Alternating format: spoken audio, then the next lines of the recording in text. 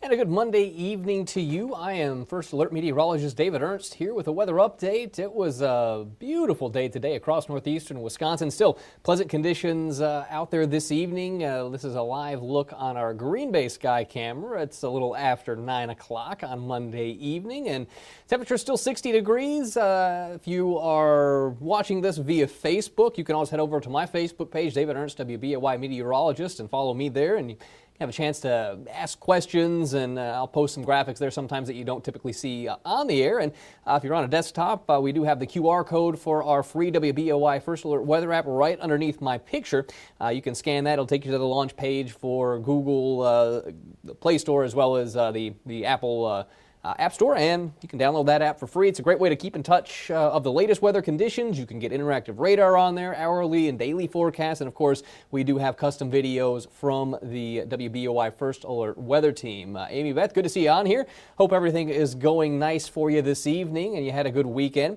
Let's go ahead then and take a look at, we'll go with the wide view here on the satellite imagery, as there's not a whole lot to see in the local area right now. As you just saw on the Green Bay sky camera, it's a pretty quiet evening and we don't really have much in the way of rain or storms to contend with. But there is a storm system off to our west. Now, we did have some severe thunderstorm warnings, and there was a severe thunderstorm watch posted with that system earlier in the evening. That has since been dropped, and the storms are kind of weakening as they move eastward, and eventually most of the storm activity will be gone by the time that arrives here, but we are anticipating that that will make its way into the region as we get into your Tuesday. So let's take a look first at First Alert Pinpoint Predictor, and as we head on through the night, you'll note that winds are calm and skies are mainly clear for a good part of the night. As we get into Tuesday morning, should see some cloud cover increasing, thickening up. You see a few spotty rain showers on there by the lunch hour, but a lot of us are still dry.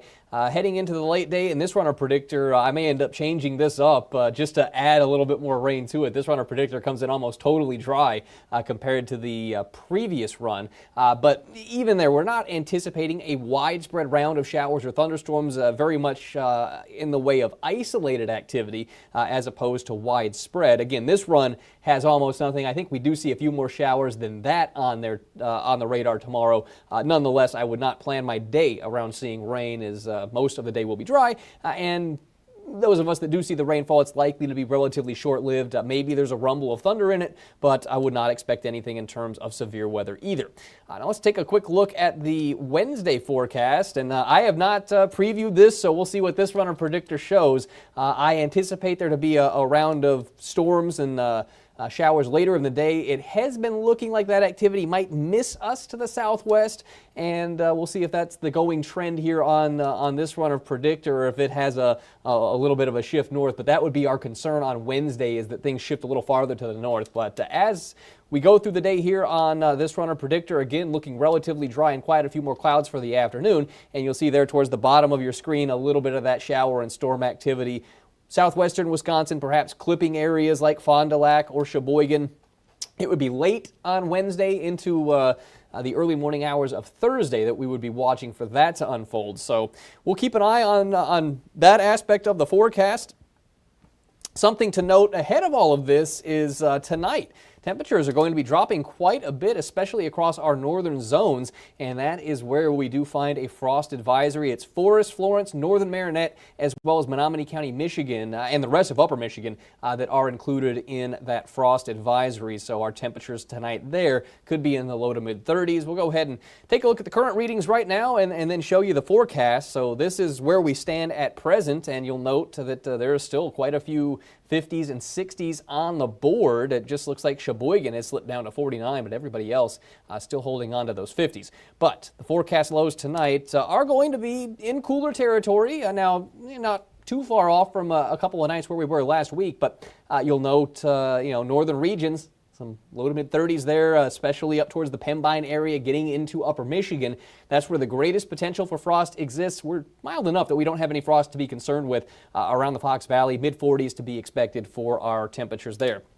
Your afternoon highs likely to top out in the lower half of the 70s once again away from Lake Michigan. Lakeside probably a little milder than today. I'm looking at mid 60s and upper 60s for the most part for your forecast temperature there. So All in all, the short-term forecast is not too bad. We are looking at mostly sunny skies as we start your Tuesday, and all in all, Tuesday should be a pretty decent day. There's just a little chance for a shower, maybe a few rumbles of thunder as we roll our way into the afternoon or evening. Wednesday as well, mostly dry, but we'll watch for those late storms. If we're going to see any severe weather this week, it would be later Wednesday and into early Thursday morning, and just as the last runner predictor showed, it looks like that kind of favors southern areas versus places like the Fox Cities and northward. So we are going to keep a close eye on that system as it comes in. Of course, you can check in with Chief Meteorologist Steve Baylon for the latest look in the morning if you don't have a chance to catch Action 2 News at 10 o'clock tonight. And it's possible that does become a first alert weather day. And speaking of first alerts, let's go ahead and take a closer look at that weekend forecast. I'm going to go ahead and get my computer set up over here, and we'll show you what the European weather model is showing for this coming weekend. So as we let me click back over here, as we get into Saturday, we will see a warm front lifting across the region. Saturday temperatures are likely to be a little bit on the cooler side, at least compared to normal.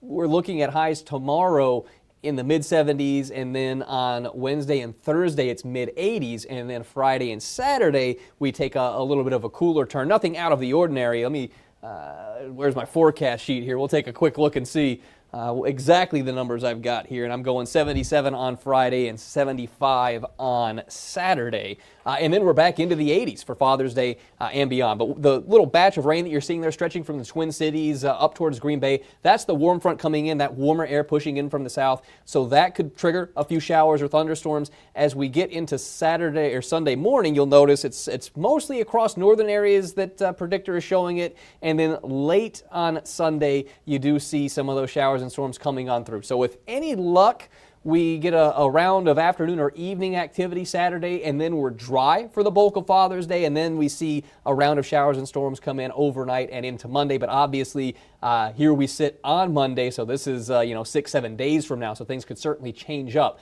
as we get closer to it in terms of the timing of everything. So if you do have outdoor plans with Dad, make sure you're checking back on that forecast, as right now there is going to be at least the chance for some rain and storms close by, and that will certainly impact things. You might have to think of a backup plan, or at least somewhere to duck and cover inside if one of those showers or thunderstorms rolls overhead. So look at your extended forecast. We'll show mid-70s tomorrow. We do have the potential for some afternoon rain showers, or evening showers really, and a few rumbles of thunder there, but nothing too widespread from a storm standpoint. I would suspect most of Wednesday and Thursday during the day are dry. It would be late Wednesday and through the early morning hours of Thursday that we could see some showers and storms across the area, especially south. Friday looks like a nice day, kind of like today, maybe a few degrees warmer, mostly sunny and dry. And then over the weekend, things do start to turn a little bit more unsettled, also a little warmer and more humid. And before we go, I suppose we can check in with that dew point forecast and show you where the humidity will be this week. We're looking at a comfortable day on Tuesday, slightly humid on Wednesday, a bit stickier on Thursday, a reprieve from the heat, from the humidity and the heat, I suppose, for Friday and Saturday. And then as we warm back up over the weekend, that humidity starts to creep back up as well as dew points get into the mid and upper 60s. With that dew point, when it's above the 60s, you start to feel it, and the closer you are to 70, the more uncomfortable it gets. So with that, we'll go ahead and call it an evening here on the Digital News Desk. Of course, we'll have a full update on Action 2 News at 10 o'clock tonight, coming up in about 45 minutes. And if you can't make that, Chief Meteorologist Steve Baylon will be in starting at 4:30 with your latest forecast update. Hope you have a great night.